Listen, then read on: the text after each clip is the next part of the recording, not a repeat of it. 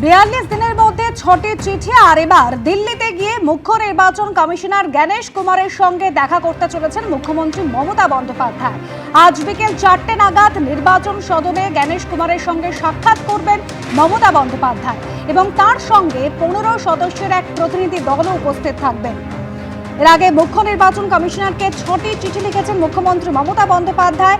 একেবারে গতকাল দিল্লি যাওয়ার আগে শনিবারও তিনি চিঠি দিয়েছেন এবং তাতে তিনি অভিযোগ করছেন যে দেশের মধ্যে পশ্চিমবঙ্গে এই 8100 জন মাইক্রো অবজারভার নিয়োগ করা হয়েছে, যাদেরকে পর্যাপ্ত প্রশিক্ষণ দেওয়া হয়নি, বিধি ছাড়াই নিয়োগ করা হয়েছে। আইন তৈরি না করে মাইক্রো অবজারভার নিয়োগ করতে পারে না, এইরকমই অভিযোগ জানিয়েছেন মুখ্যমন্ত্রী মমতা বন্দ্যোপাধ্যায় এবং এই প্রেক্ষিতে আজ মুখ্য নির্বাচন কমিশনার জ্ঞানেশ কুমারের সঙ্গে দেখা করতে চলেছেন মুখ্যমন্ত্রী মমতা বন্দ্যোপাধ্যায়। বিজেন্দ্র সিংহ আমাদের প্রতিনিধি রয়েছেন আমাদের সঙ্গে টেলিফোন লাইনে। বিজেন্দ্র, আজ বিকেল 4টে নাগাদ সাক্ষাৎ। হ্যাঁ, আজকে 4টার সময় নির্বাচন সদনে মুখ্যমন্ত্রীর প্রতিনিধি দল আসবে এবং তারা চিফ ইলেকশন কমিশনার সহ 2 ইলেকশন কমিশনের সঙ্গে দেখা করবেন। ইলেকশন কমিশনের তরফ থেকে জানানো হয়েছে কি তারা সময় চেয়েছিলেন মুখ্যমন্ত্রী এবং তার প্রতিনিধি দলের জন্য আজকে 4টে সময় দেওয়া হয়েছে। নির্বাচন সদনে বৈঠক হওয়ার কথা রয়েছে। এর আগে অভিষেক বন্দ্যোপাধ্যায়ের নেতৃত্বে আমরা দেখেছিলাম টিএমসির সাংসদদের প্রতিনিধি দল দেখা করেছিল। সেখানে লজিক্যাল ডিসক্রিপেন্সির প্রশ্নটা উঠেছিল, পরে সুপ্রিম কোর্ট সেটাতে অর্ডার দিয়েছে কি লজিক্যাল ডিসক্রিপেন্সির তালিকা প্রকাশ করেছে ইলেকশন কমিশন, বিভিন্ন জায়গায় সেটা টাঙানো হয়েছে, সেই নির্দেশ সুপ্রিম কোর্ট দিয়েছিল। তারপর মুখ্যমন্ত্রী চিঠি দিয়েছেন যে এখনো যেভাবে এসআইআর হচ্ছে পশ্চিমবঙ্গে সেটাতে মানুষের হয়রানি হচ্ছে এবং শুনানি হচ্ছে না, এই কথাও বলা হয়েছিল সুপ্রিম কোর্টে। গতবার যখন মেনশন করেছেন কপিল সিব্বল 10 লাখ থেকে বেশি লোককে শুনানি করার কথা রয়েছে, এখনো হিয়ারিং গুলোই কমপ্লিট হয়নি। সেক্ষেত্রে পূর্ণাঙ্গ তালিকা কিভাবে প্রকাশ করবে, এই প্রশ্নগুলো রয়েছে।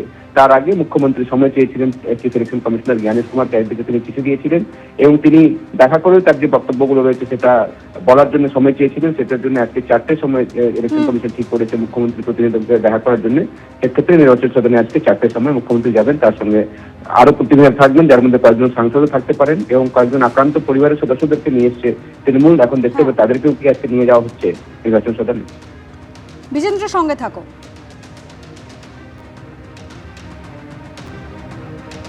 গত কয়েক মাসে এসআইআর আশঙ্কায় বিভিন্ন সময় রাজ্যের বিভিন্ন এলাকায় সাধারণ মানুষের মৃত্যুর অভিযোগ উঠেছে। আর এরকমই 100রও বেশি পরিবারের সদস্যদের নিয়ে দিল্লি নিয়ে গেছে তৃণমূল এবং আজ মুখ্যমন্ত্রী মমতা বন্দ্যোপাধ্যায় তিনি সাক্ষাৎ করছেন মুখ্য নির্বাচন কমিশনারের সঙ্গে।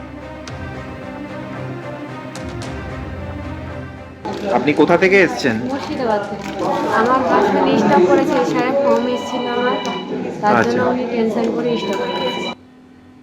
আজ বিকেল 4টে জ্ঞানেশ কুমারের সঙ্গে বৈঠক রয়েছে মমতা বন্দ্যোপাধ্যায় নির্বাচন সদনে। শনিবার ষষ্ঠ চিঠি দিয়েছেন জ্ঞানেশ কুমারকে মমতা বন্দ্যোপাধ্যায় এবং গতকাল সর্বোচ্চ আদালতের দ্বারস্থ কিন্তু হয়েছেন। সুপ্রিম কোর্টে এবার নির্বাচন কমিশন এবং রাজ্যের সিইও দপ্তরের বিরুদ্ধে মামলা করেছেন মমতা বন্দ্যোপাধ্যায়। কথা বলবো, আমাদের প্রতিনিধি বিজেন্দ্র সিংহ রয়েছেন আমাদের সঙ্গে। বিজেন্দ্র, আমরা জানি ইতিমধ্যেই দোলা সেন এবং মহুয়া মৈত্র তারা একটি মামলা করেছিলেন সর্বোচ্চ আদালতে। মমতা বন্দ্যোপাধ্যায় যে মামলা করেছেন সেখানে মূলত তার অভিযোগ কি এবং শুনানি বা কবে হতে পারে? সেক্ষেত্রে মমতা বন্দ্যোপাধ্যায় তিনি নিজেই কি সওয়াল জবাবে অংশ নিতে পারেন? দেখো, তার সম্ভাবনা রয়েছে, কারণ কি আগামী 4 তারিখ লিস্টেড রয়েছে, যেটা দোলা সেন এবং ডেরেক ওব্রায়েন টিএমসি পার্টির তরফ থেকে যে মামলা করেছিলেন এবং সেটাতে পরে তারা ইন্টারভেনশন অ্যাপ্লিকেশন ফাইল করেছিলেন। সেই ইন্টারভেনশন অ্যাপ্লিকেশন গুলোর জন্য হিয়ারিং লিস্টেড রয়েছে আগামী 4 ফেব্রুয়ারি চিফ জাস্টিসের কোর্টে। তার আগে মুখ্যমন্ত্রী তার পিটিশন ফাইল করেছেন সুপ্রিম কোর্টে এবং মনে করা হচ্ছে 4 তারিখ যেহেতু বেঙ্গলের এসআইআর গুলো নিয়ে শুনানি করবে সুপ্রিম কোর্ট, সেক্ষেত্রে পশ্চিমবঙ্গে থেকে মমতা বন্দ্যোপাধ্যায় আপত্তির কথাগুলো জানিয়েছেন এবং তার পিটিশন ফাইল করেছেন। সেক্ষেত্রে তারও পিটিশন আগামী বুধবার যখন বাকি মামলাগুলোর হিয়ারিং হবে সেটার সঙ্গে এটাও লিস্টেড হতে পারে। এখন প্রশ্ন হচ্ছে মুখ্যমন্ত্রী কি নিজে সওয়াল করবেন? এর আগে আমরা দেখেছি এসআইআর যে মূল মামলা ছিল, যেখানে অসাংবিধানিক হচ্ছে এসআইআর, সেটাকে চ্যালেঞ্জ করা হয়েছিল। সেখানে যোগেন্দ্র যাদবকে আমরা দেখেছিলাম তিনি মামলা করেছিলেন এবং তিনি এসে ইন পার্সন কোর্টের সময় চেয়ে সওয়ালও করেছিলেন, তার বক্তব্যগুলো রেখেছিলেন। সেক্ষেত্রে মুখ্যমন্ত্রী মমতা বন্দ্যোপাধ্যায় যখন মামলা করেছেন তিনি দিল্লিতেই রয়েছেন এবং আগামী বুধবার তার হিয়ারিং হবে, তিনি কোর্টে উপস্থিত থাকতে পারেন এবং ইন পার্সন অ্যাপিয়ারেন্স তিনি দিতে পারেন, তার বক্তব্য তিনি কোর্টের কাছে রাখতে পারেন, এরকমও সম্ভাবনা রয়েছে। কেন কি শেষের দিকে আমরা দেখলাম আগে থেকে টিএমসি তরফ থেকে মামলা করা হয়েছিল, কপিল সিব্বল, অভিষেক মনু সিংভিরা অ্যাপিয়ার হচ্ছিলেন। লজিক্যাল ডিসক্রিপেন্সি যে অর্ডার এসেছিল সুপ্রিম কোর্টের পশ্চিমবঙ্গের ক্ষেত্রে, সেটা টিএমসির মামলাতেই এসেছিল এবং এখন আবার সেই মামলায় লিস্টেড রয়েছে আগামী বুধবার চিফ জাস্টিসের কোর্টে। এবং তার আগে মমতা বন্দ্যোপাধ্যায় পশ্চিমবঙ্গ থেকে এসআইআর নিয়ে মামলা করেছেন। সেক্ষেত্রে যেহেতু সুপ্রিম কোর্ট সব একটা স্টেটের এসআইআরকে ক্লাব করে দিচ্ছে একসঙ্গে, তো মমতা বন্দ্যোপাধ্যায়ের মামলাটি বুধবারই শুনানি হতে পারে, তবে এখনো লিস্টিং হয়নি। সাপ্লিমেন্টারি লিস্ট আমরা জানতে পারবো এবং যখন উঠবে তখন এরকম সম্ভাবনা রয়েছে মুখ্যমন্ত্রী ইন পার্সন অ্যাপিয়ার হয়ে তিনিও তার বক্তব্য সুপ্রিম কোর্টের কাছে রাখতে পারেন, যেটা আমরা এর আগে যোগেন্দ্র যাদবকে দেখেছি এই মামলাতেই সুপ্রিম কোর্টে তিনি তার বক্তব্য রেখেছিলেন। বিজেন্দ্র, ধন্যবাদ।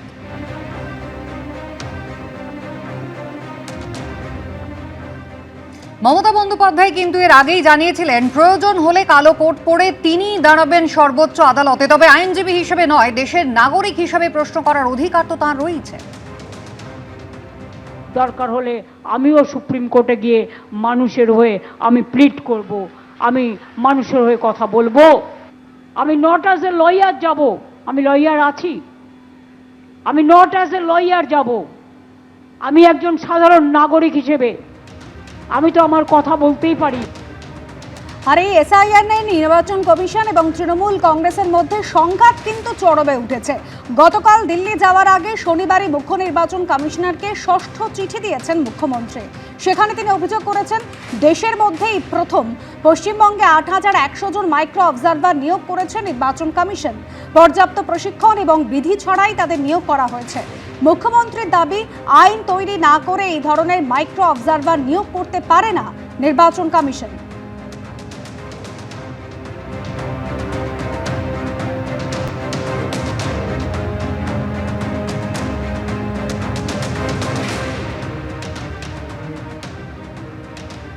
এসআইআর এর একেবারে গোড়া থেকে মমতা বন্দ্যোপাধ্যায় অভিযোগ করে আসছেন যে এ রাজ্যে নির্বাচনে হারবে জেনে বিজেপি উদ্দেশ্য প্রণোদিতভাবে এসআইআর কে ব্যবহার করছে।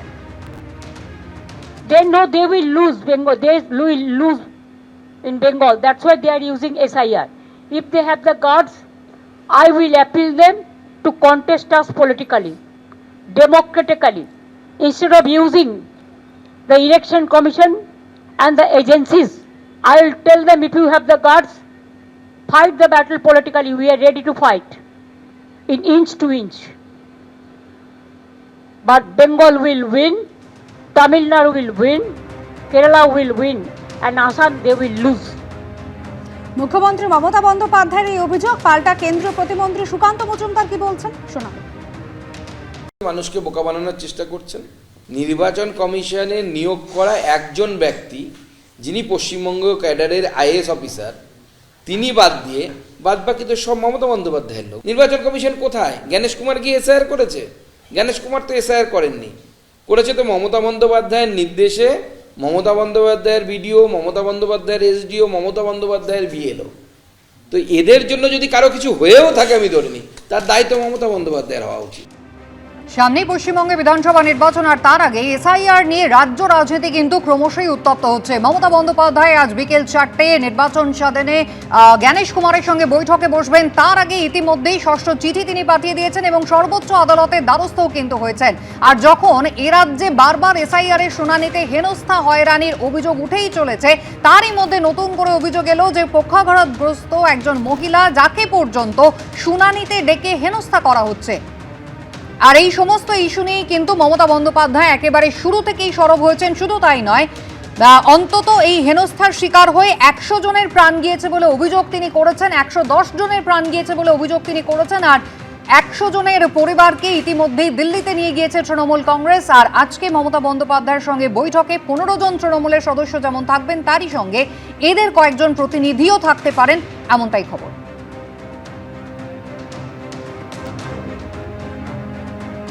এবিপি আনন্দ, এগিয়ে থাকে, এগিয়ে রাখে।